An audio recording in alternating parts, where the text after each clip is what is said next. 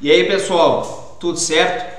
Mais um episódio do Descomplica Direito. Anulação do júri da Boate Kiss. Esse júri foi acompanhado por todo o país, ocorrido lá em dezembro de 2021, após 10 anos do ocorrido. E vejam que em agosto agora de 2022, no julgamento dos recursos das defesas dos 4 réus do âmbito do Tribunal de Justiça do Estado do Rio Grande do Sul, o júri foi anulado. Vamos ver agora os pontos principais que foram abordados e julgados pelos desembargadores da primeira Câmara Criminal do TJ do Rio Grande do Sul. Vamos lá. A primeira Câmara Criminal do Tribunal de Justiça do Estado do Rio Grande do Sul anulou o júri que condenou 4 pessoas envolvidas na tragédia da Boate Kiss. Os réus tinham sido condenados por homicídio e tentativa de homicídio simples com dolo eventual pelas 242 mortes e mais de 600 feridos que foram expostos então ao incêndio da casa noturna no município de Santa Maria, no estado do Rio Grande do Sul, na madrugada de 27 de janeiro de 2013. A anulação foi estabelecida por 2 votos a 1. O relator do recurso, o desembargador Manuel José Martinez Lucas, afastou as teses das defesas dos réus e votou contra o pedido de nulidade. Por sua vez, os desembargadores José Conrado Kurtz e Jaime Weingartner Neto, contudo, reconheceram algumas alegações e votaram pela anulação do julgamento.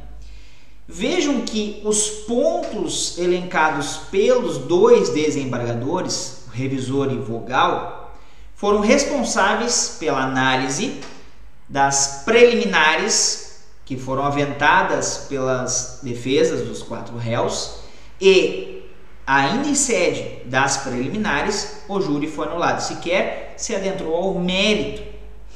Isso é de extrema relevância. O desembargador Weingartner Neto colocou que, entre as nulidades que foram acolhidas, o dever é avaliar se a condenação se sustenta juridicamente.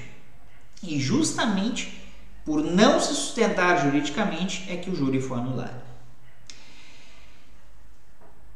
O que resta aqui dessa situação, tá? Que obviamente acabou afetando o país todo, não só naquela ocasião do fato ocorrido, mas também quando ocorreu o júri agora em dezembro de 2021.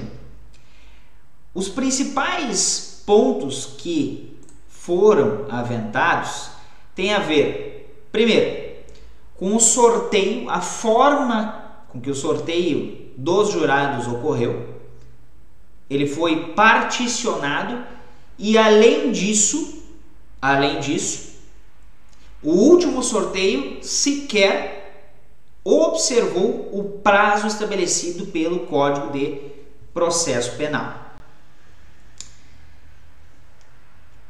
Além disso, na principiologia do processo penal, nunca é demais relembrar que as normas processuais, elas servem para garantir, basicamente, o devido processo legal, a plenitude de defesa e o amplo contraditório. E como, inclusive, o professor Auri Lopes Júnior bem salienta, o professor Alexandre Moraes da Rosa também, regra deve ser cumprida. As regras do jogo estabelecidas formulam aquilo que deve ser observado. Punir é civilizatório mas punir dentro das regras do jogo, daquilo que é estabelecido pela legislação processual penal.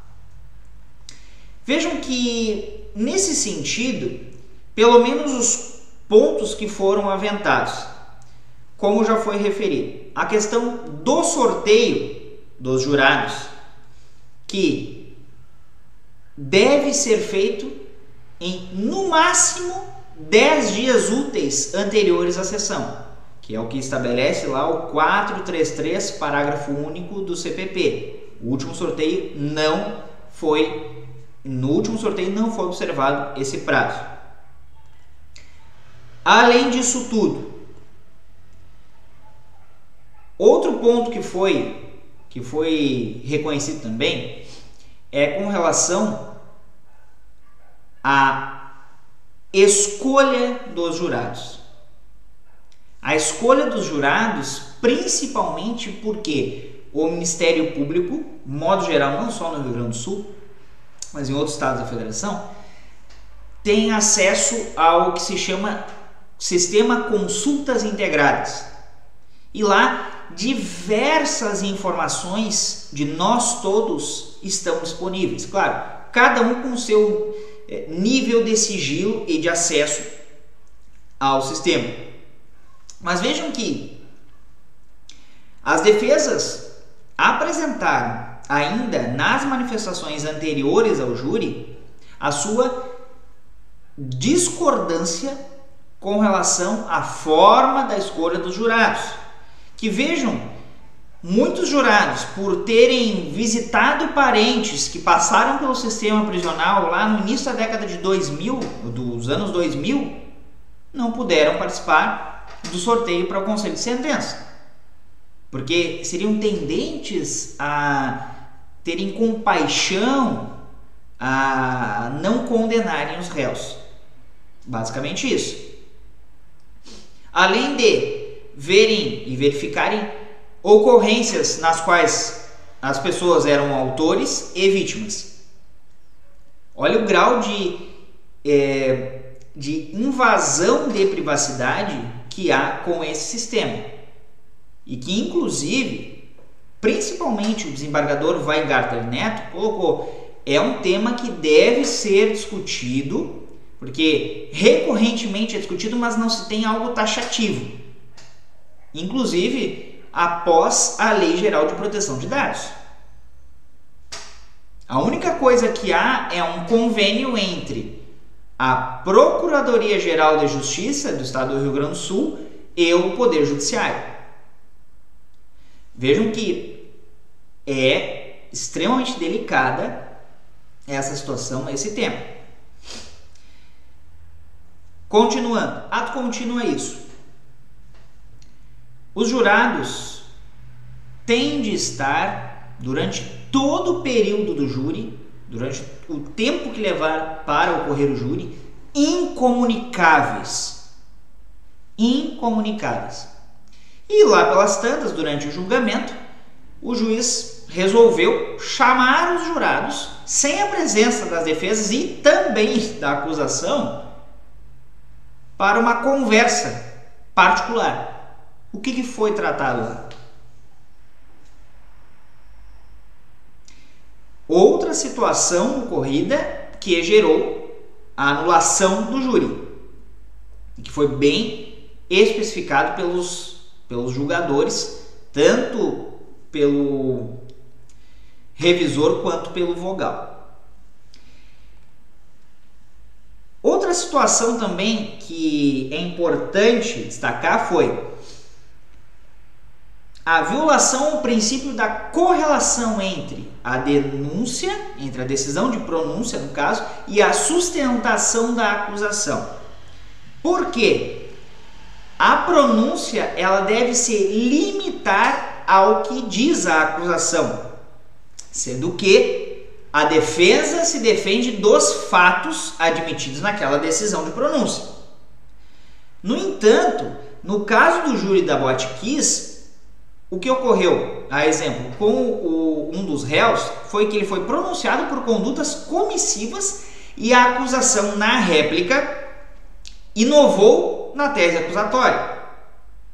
alegando a teoria da cegueira deliberada. E isso foi bastante batido lá durante a fase do plenário, no caso que ocorreu em dezembro de 2021. Muito. E as defesas, em geral, né, todas elas, mas principalmente a defesa desse réu especificamente, se manifestou veementemente que isso era ilegal, que isso feria o princípio básico do júri. Não foi admitido pelo magistrado naquela oportunidade. Mais uma causa de nulidade. Outro ponto: deficiência nos quesitos, na formulação dos quesitos, especialmente no que se refere ao dolo eventual. A redação, inclusive, descrevendo condutas que já haviam sido afastadas pelos tribunais em decisões anteriores e que, obviamente, prejudicou diretamente as defesas.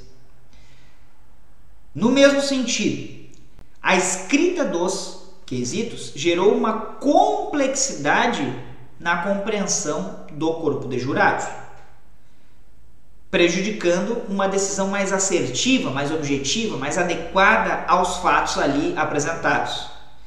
E aí os desembargadores constataram a violação do princípio da correlação entre a decisão de pronúncia e a quesitação também. No outro ponto, foi discutida a questão da maquete virtual, que é uma reconstituição virtual do interior da Boate Kiss. Como é que era o local lá dentro? Por quê? Porque o que foi formalizado, elaborado pelo Ministério Público, tinha um grau de complexidade e tamanho que nenhuma das defesas, ou quase a totalidade das defesas, não conseguiu ter acesso àquela prova, que foi formulada pelo Ministério Público, que foi apresentada pelo Ministério Público. Exigia um aparelhamento tão sofisticado de hardware e de software que inviabilizou as defesas, que inviabilizou o exercício das defesas. E elas apresentaram também ao magistrado. O magistrado disse que decidiria isso em plenário, decidiu que seria então, na hora dos debates orais ali, essa questão seria proposta ali pelas defesas, pela acusação, e que isso se resolveria lá. Não foi resolvido. Não foi resolvido. Mais uma causa de nulidade. Porque, conforme o artigo 479, deve a defesa ter acesso irrestrito, sem qualquer tipo de situação que inviabilize a argumentação e a formulação.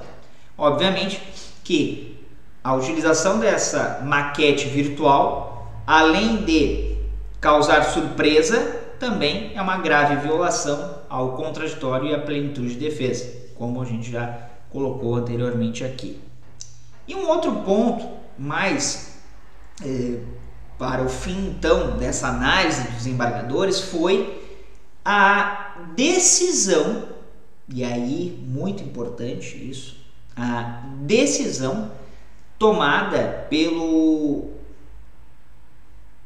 presidente do Supremo Tribunal Federal, o ministro Luiz Fux, que determinou a prisão imediata dos condenados no júri da Boate Kiss, mesmo com a impetração de um habeas corpus preventivo que foi concedida a liminar, o pedido liminar, para que então os réus não fossem presos logo após a finalização, encerramento do júri, da sessão plenária do júri.